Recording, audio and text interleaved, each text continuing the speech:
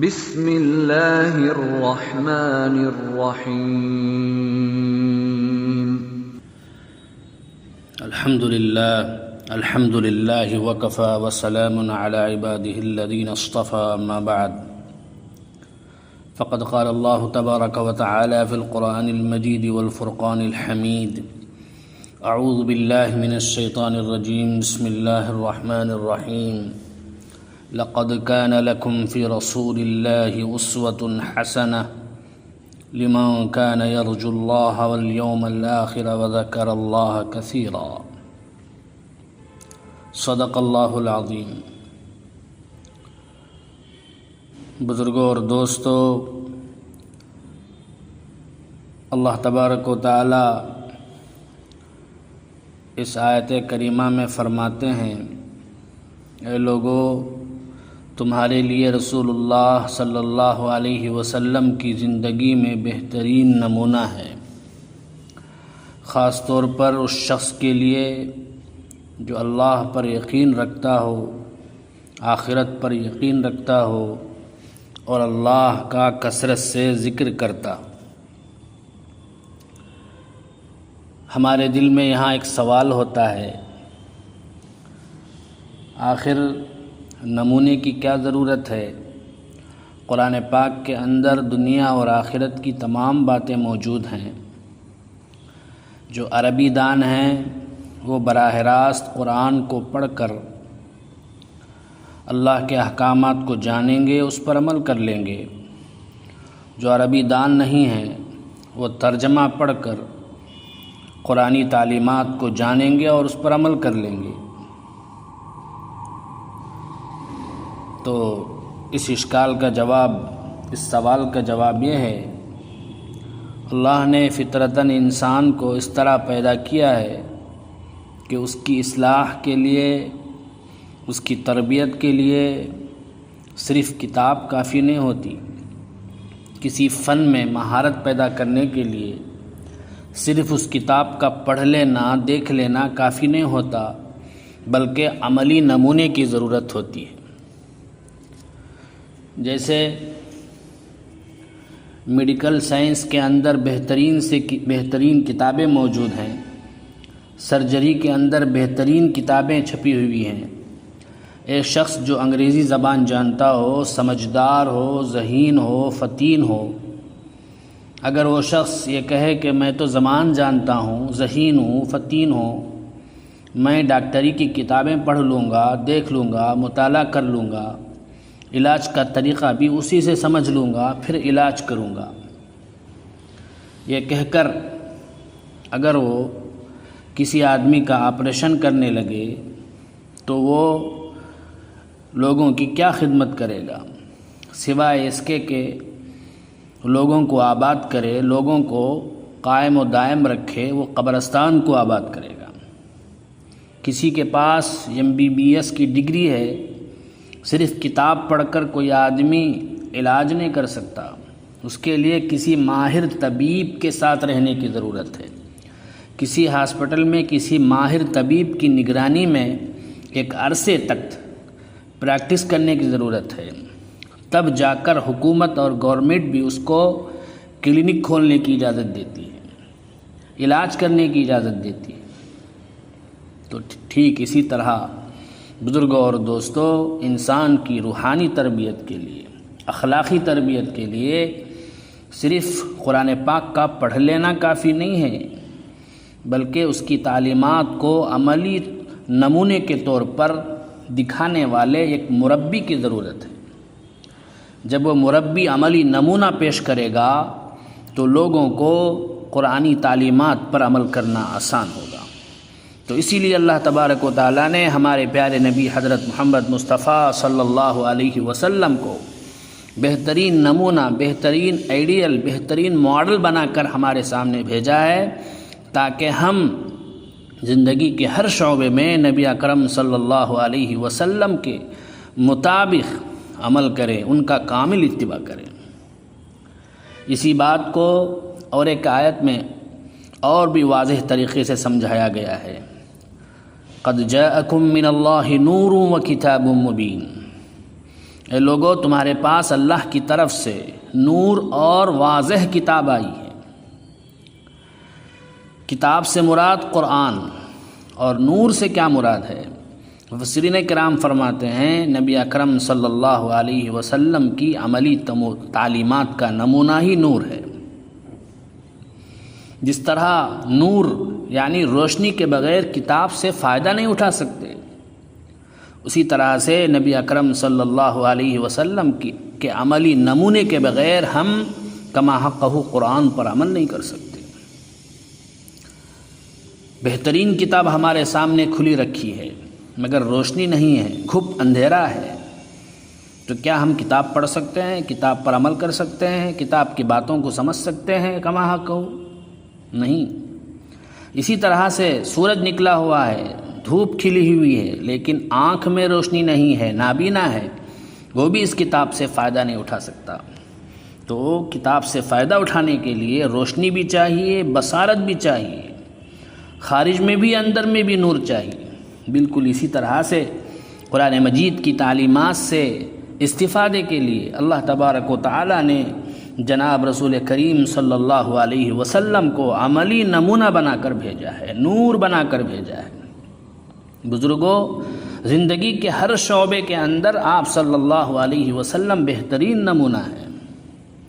جس طرح سے قرآن کریم زندگی کے ہر شعبے کے معاملے میں ہمیں ہدایت دیتی ہے، اسی طرح آپ صلی اللہ علیہ وسلم ہمارے لیے زندگی کے ہر شعبے کے اندر عملی نمونہ ہے۔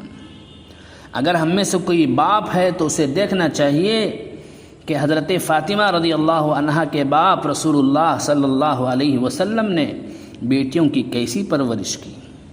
اگر ہم میں سے کوئی شوہر ہے تو اسے دیکھنا چاہیے کہ حضرت خدیجہ، حضرت عائشہ رضی اللہ عنہما کے شوہر نبی کریم صلی اللہ علیہ وسلم نے اپنے ازواج مطہرات کے ساتھ کیسا معاملہ کیا، ان کے ساتھ کیسے گھریلو زندگی گزاری۔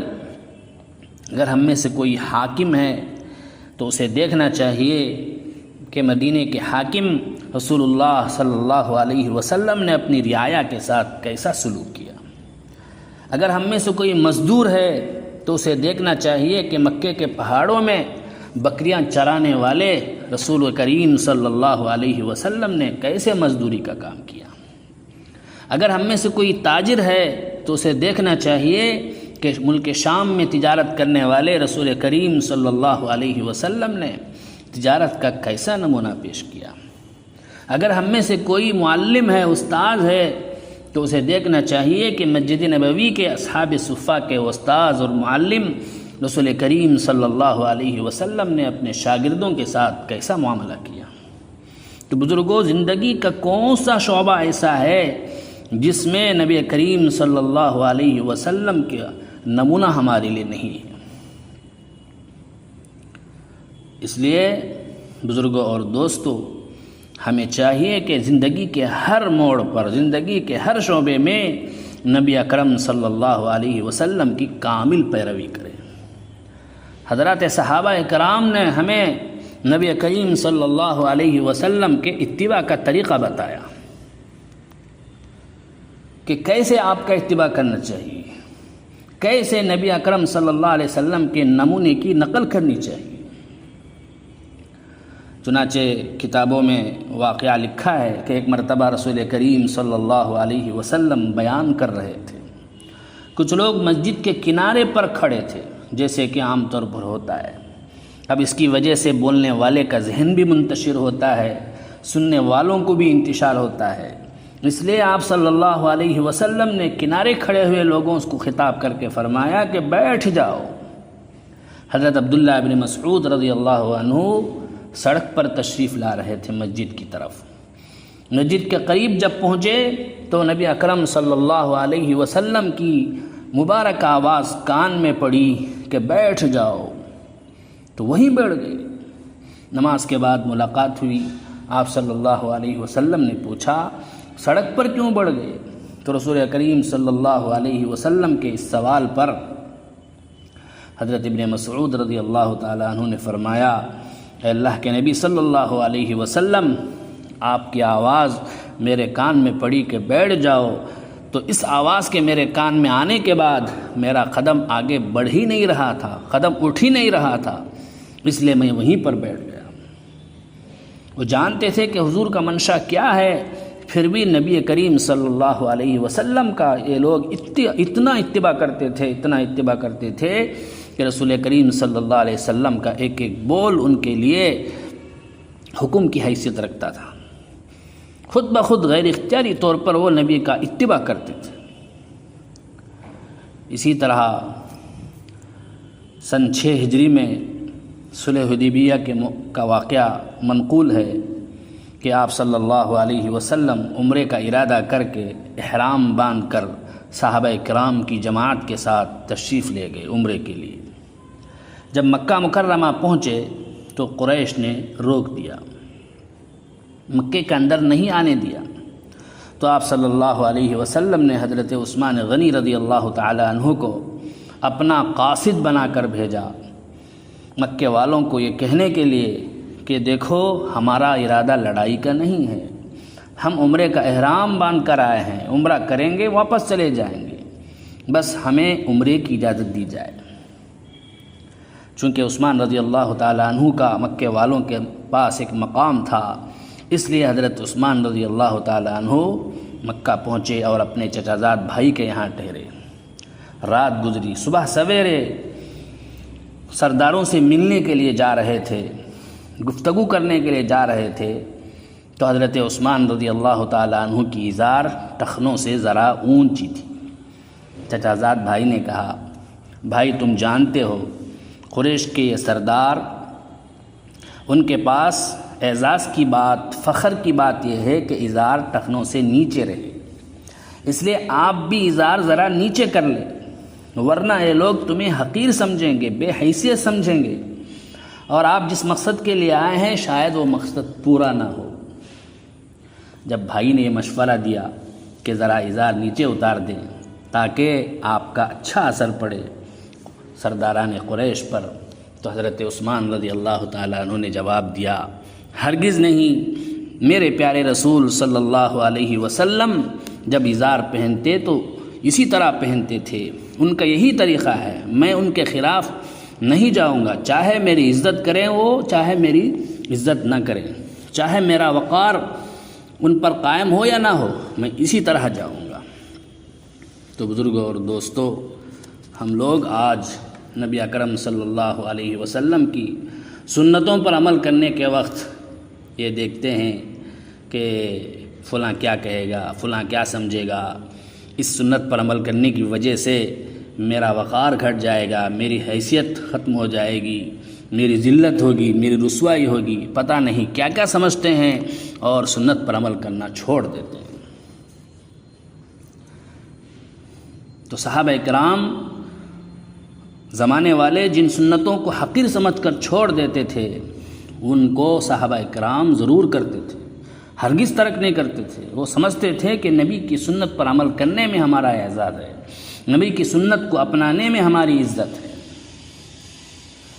ایران کی لڑائی چھڑ گئی، ایران کے بادشاہ کے ساتھ لڑائی ہو رہی تھی، آخرکار صلح تک نوبت پہنچی، تو ایران کے بادشاہ نے مسلمانوں کے پاس کہلا بھیجا کہ گفتگو کے لیے اپنے میں سے کسی آدمی کو بھیجو، تو چنانچہ حضرت حذیفہ ابن الیمان رضی اللہ عنہ کو بھیجا گیا، ان کے ساتھ اور ایک صحابی کو بھی بھیجا گیا۔ یہ دونوں کسریٰ کے محل میں پہنچے، تواضعاً پہلے ان کے سامنے کھانا لا کر رکھا گیا، کھانا کھانے کے لیے بیٹھے، کھاتے کھاتے اتفاق سے کھانے کا ایک لقمہ نیچے گر گیا۔ رسول کریم صلی اللہ علیہ وسلم نے فرمایا ہے کہ کھاتے ہوئے اگر کوئی لقمہ گر جائے تو پتہ نہیں، کیونکہ اللہ کا رزق ہے اور اس کے کون سے حصے میں برکت ہے، اس لیے اس کو اٹھا کر کھا لیا جائے۔ اگر گرد و غبار لگ گیا ہو تو اس کو صاف کر کے کھا لیا جائے، اس کو چھوڑا نہ جائے، اللہ کے رزق کی بے وقاتی، بے عزتی نہ کی جائے۔ حضرت حذیفہ رضی اللہ عنہ کو یہ حدیث یاد آ گئی، تو وہ نیچے پڑے ہوئے لقمے کو اٹھانے کے لیے ہاتھ بڑھا رہے تھے، تو ساتھ میں بیٹھے ہوئے ایک صاحب نے کوہنی مار کر کہا کہ کیا کر رہے ہیں، سپر پاور عالمی طاقت کسریٰ کا دربار ہے، یہ لوگ اس کو حقیر سمجھیں گے، ایسا نہ کیجئے، اس کو نیچے ہی چھوڑ دیجئے، اس طرح سے مشورہ دیا۔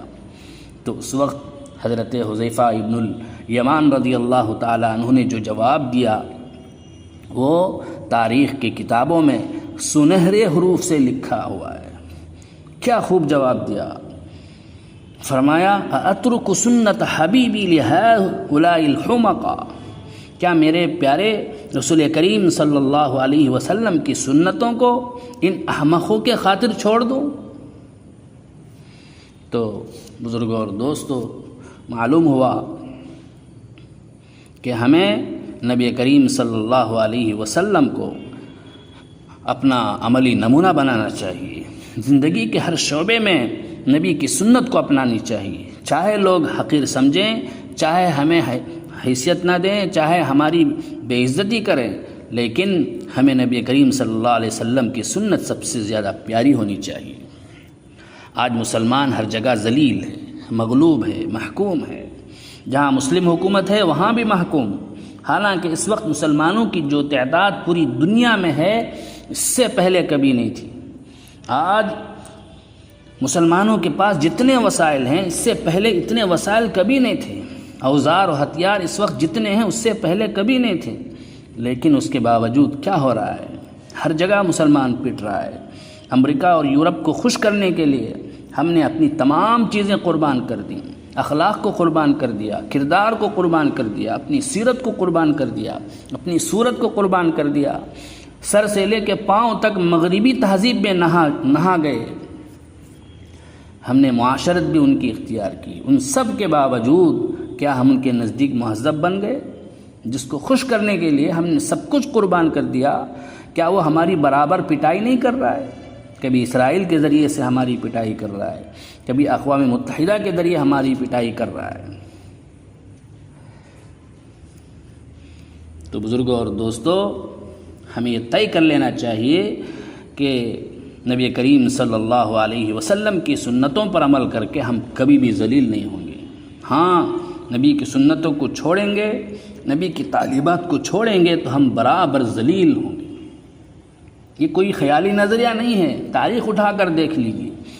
جس وقت بھی امت مسلمہ نے جناب رسول کریم صلی اللہ علیہ وسلم کی سنتوں کو، آپ کی تعلیمات کو تھاما، برابر ترقی کرتے رہے۔ جہاں انہوں نے سنتیں چھوڑیں بس ذلت، رسوائی اور محکومیت کے شکار رہے۔ کہ محمد سے وفا تو نے تو ہم تیرے ہیں، یہ جہاں چیز ہے کیا لوح و قلم تیرے ہیں۔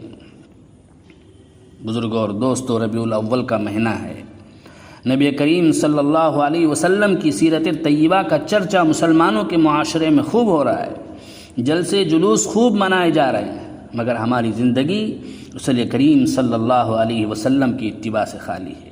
حالانکہ اللہ تعالیٰ نے اس امت کے لیے نبی کریم صلی اللہ علیہ وسلم کو کامل نمونہ بنا کر بھیجا ہے۔ اگر ہم ان رسمی جلوس جلسے کے بجائے آپ صلی اللہ علیہ وسلم کا کامل اتباع کریں تو دنیا میں بھی ہم سرخ روح ہوں گے، کامیاب ہوں گے، عزت حاصل کریں گے، آخرت میں بھی ہم کامیاب ہوں گے اور سرخ ہوں گے۔ دعا کریں کہ اللہ تبارک و تعالی ہم تمام کو نبی اکرم صلی اللہ علیہ وسلم کے کامل اتباع کی توفیق عطا فرمائے۔ آمین وآخر دعوانا الحمد